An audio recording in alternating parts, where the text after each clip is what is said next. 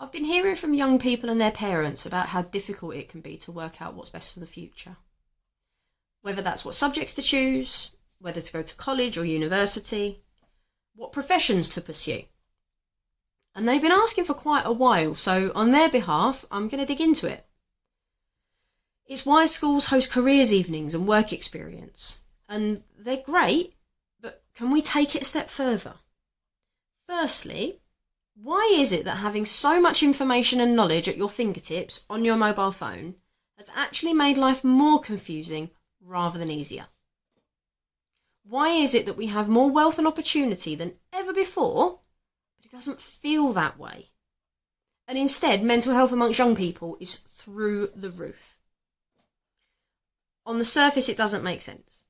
But when you break it down, there are reasons.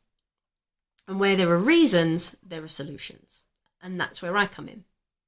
My name's Elise, and I've been a teacher for over 15 years, working up and down the country at many types of schools, figuring out what's holding young people back.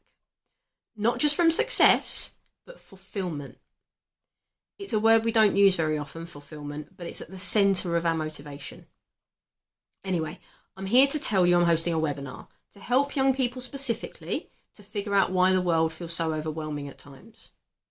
How to think about and plan for your future that doesn't involve filling out another worksheet, but actually digging into the details. And why learning about yourself is the most important step towards living a life of fulfillment. How do you turn all this information and knowledge into personal wisdom? How do you make the best use of all these opportunities available to you? And how do you live with a strong handle on your mental health so that it doesn't matter what the world throws at you, you stand strong and resilient? I'm going to be sharing this and so much more on the upcoming webinar. So click the link, sign up, and I'll see you there.